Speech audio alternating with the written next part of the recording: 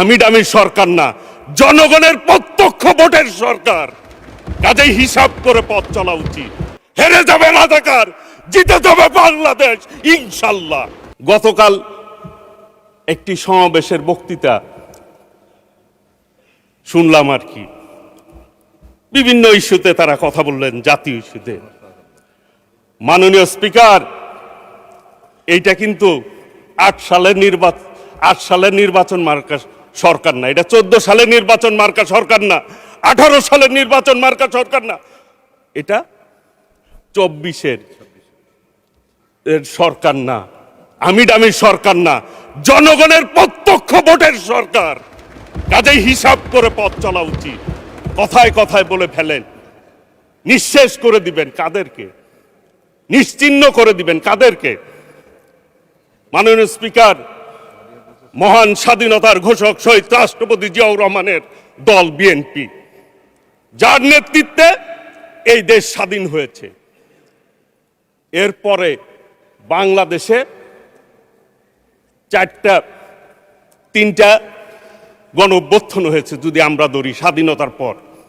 75-এ বিপ্লব হয়েছে, নেতৃত্ব দিয়েছেন শহীদ রাষ্ট্রপতি জিয়াউর রহমান, সেই দল বিএনপি। 90-এ একটি গণ আন্দোলন হয়েছে, তার নেতৃত্ব দিয়েছেন দেশনেত্রী বেগম খালেদা জিয়া। আর 24 আন্দোলন হয়েছে, নেতৃত্ব কে দিয়েছেন? মাননীয় প্রধানমন্ত্রী সহ বাংলাদেশের আপামর জনতা। সেটি কিন্তু আমাদের মাননীয় প্রধানমন্ত্রী সবাইকে সম্পৃক্ততার কথা বলেছেন। যারা আমি ডামি নির্বাচন করে, যারা জনগণ থেকে প্রত্যাখ্যিত, তাদের সাথে বিএনপির তুলনা করেন। এই জন্য বললাম মাননীয় স্পিকার, আমাদের মাননীয় সংসদ সদস্য চান ভাই ওইখানে রয়েছেন, তিনি বলেছেন ওনাদের সাথে একসাথে জেল খাটলাম, এখন ভাব বুঝতেছি না ঘটনা কি। মাননীয় স্পিকার, আমিও কথাবার্তায় ভাব বুঝি না, সংসদে কয় এক কথা, বাইরে যায় কয় এক কথা। সেই জন্য আমি আপনাকে জিজ্ঞেস করছিলাম আমি মুনাফেক বলবো কিনা। যেহেতু আপনি না করছেন, আমিও আর বললাম না।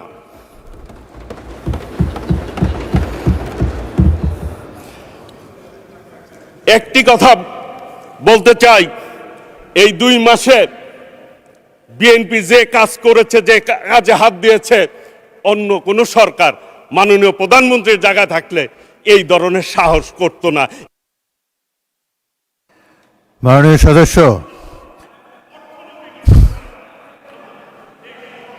সদস্য, আপনার সময় 2 মিনিট বাড়ানো হলো, আর বাড়ানো হবে না, 2 মিনিটের মধ্যে সাম আপ করেন। Thank you. মাননীয় স্পিকার, ধন্যবাদ আপনাকে 2 মিনিট সময় দেওয়ার জন্য। আপনার এলাকায় আমি নির্বাচন করতে গিয়েছিলাম, উপনির্বাচন, সেই জন্য আপনি 4 মিনিট দিতে পারতেন আমাকে। মানে স্পিকার, 2 মিনিটের মধ্যেই শেষ করব। এই সরকার, আমার এলাকার কথা আমি নাই বলি, আমার মাননীয় প্রধানমন্ত্রী আমার এলাকার নির্বাচনের আগে গিয়েছিল।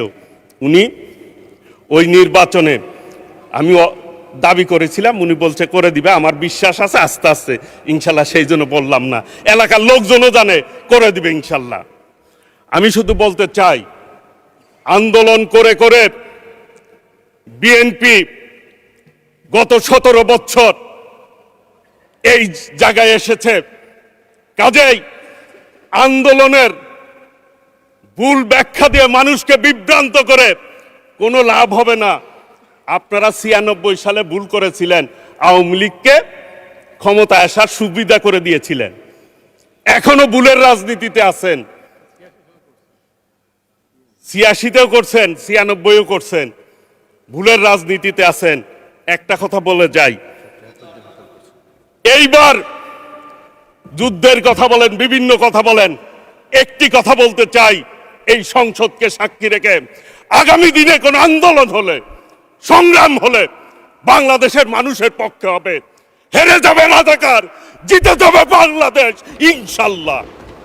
কাজেই আগামী দিনে আসুন ঐক্যবদ্ধভাবে এই সংসদকে জনগণের প্রত্যাশা অনুযায়ী আমরা আমাদের বিবেককে সামনে রেখে আমরা কাজ করি। এই সংসদে যেভাবে জনগণ আমাদেরকে ভোট দিয়েছে সেই প্রত্যাশা আমরা ধন্যবাদ মাননীয় সদস্য।